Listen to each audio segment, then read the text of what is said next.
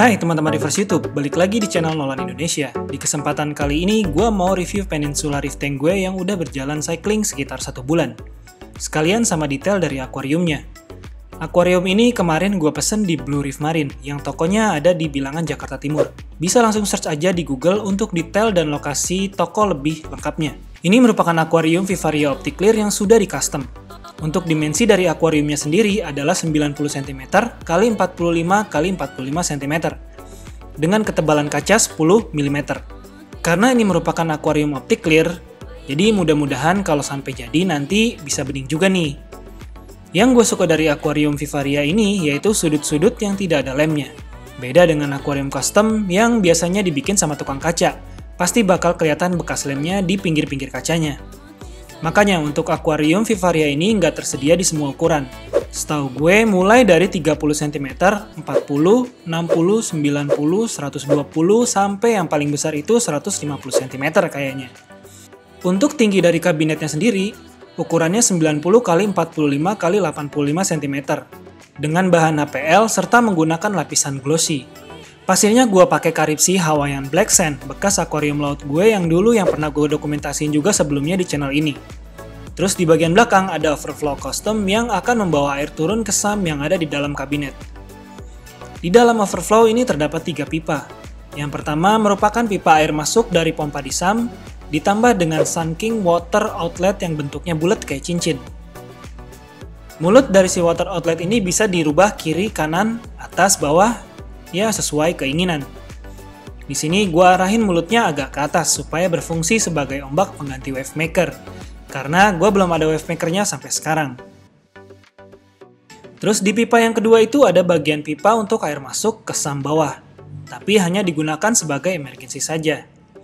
Maksudnya, kalau suatu saat si pipa yang ketiga atau pipa utamanya ini ketutup, jadi masih ada satu pipa lagi yang standby. Biar air nggak banjir di akuariumnya. Nah, yang pipa ketiga ini adalah pipa utama, tempat air masuk ke dalam SAM. Untuk bagian bawahnya itu dilubangi terus dipakein yang namanya bulkhead buat penyambung pipanya. Di bagian belakang ini sengaja gua request dipakein stiker warna hitam yang posisinya ada di luar akuarium. Beda sama akuarium gua yang sebelumnya, yang mana stikernya itu dipasang di dalam air. Jadi seiring berjalannya waktu, lama-kelamaan stikernya bakal copot dan bikin akuariumnya jadi rusak atau jelek.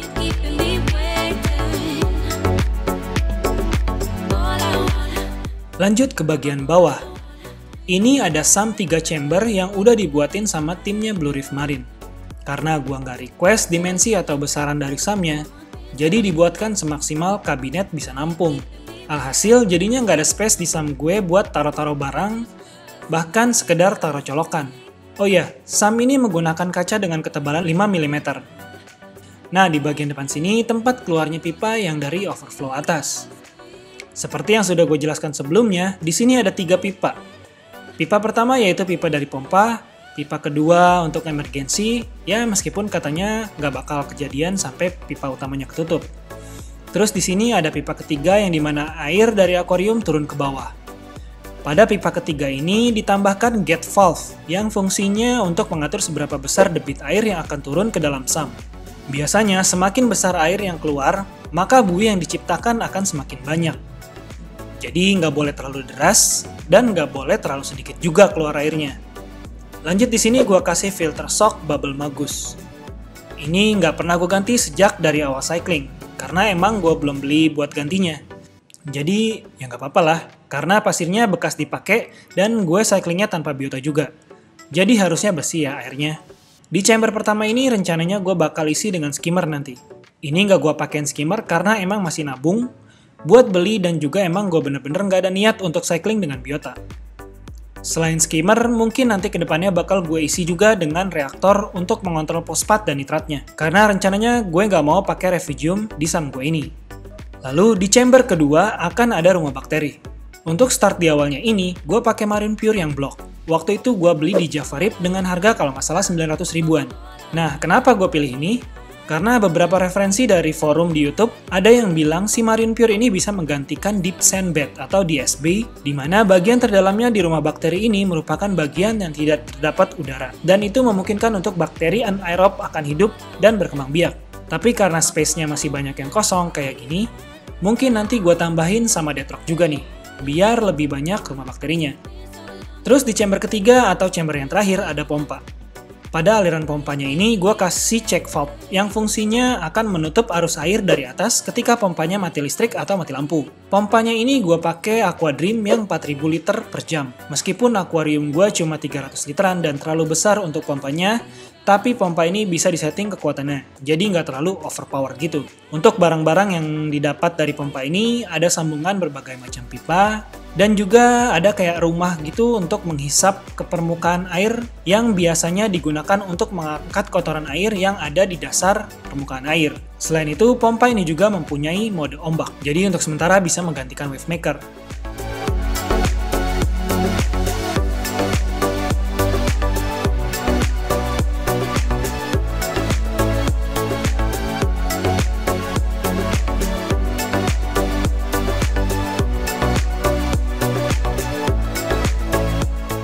Seperti yang terlihat di dalam video ini, untuk nitratnya sendiri ada di angka 10 ppm. Fosfatnya ada di angka 0,25 ppm, dan untuk amonianya sudah 0. Untuk bakteri starternya pertama gue pakai Bioptim dan Biodigest masing-masing 2 ampul. Lalu untuk selanjutnya sehari-harinya karena gue masih punya Aquaforest bekas akuarium gue yang dulu, jadi gue tuangin aja Aquaforest Pro Bio-F kesini sebagai penambah makanan untuk bakterinya. Dan pada minggu ketiga ini sudah kelihatan banyak banget koloni dari copepods yang berkeliaran. Selain itu, minggu lalu juga gue kasih udang kupas untuk penambahan makanan bakterinya. Jadi gue bisa simpulkan kalau cycling di akuarium gue yang ini sudah berjalan dengan baik, meskipun tidak terdapat lumut di dalam akuariumnya. Tapi karena sebelumnya memang gue udah niatin untuk cycling 2 bulan di akuarium ini, sambil nunggu scapingan dead rocknya jadi, skimmer, lampu, chiller, dan yang lain-lainnya. Nantinya setelah semuanya udah lengkap, ketika sistem di akuarium ini sudah mendukung untuk sebuah reef tank, baru akan gue tambahin koral-koral dan ikan untuk memperindah dekorasi di dalam ruangan gue yang sekarang. Oke, sekian dulu video kali ini. Jangan lupa di subscribe channel ini untuk mengikuti update selanjutnya. Follow juga Instagramnya di Nolan-River ID buat sharing atau tanya-tanya seputar pengalaman gue di akuarium laut. Stay safe and until next time. Cheers!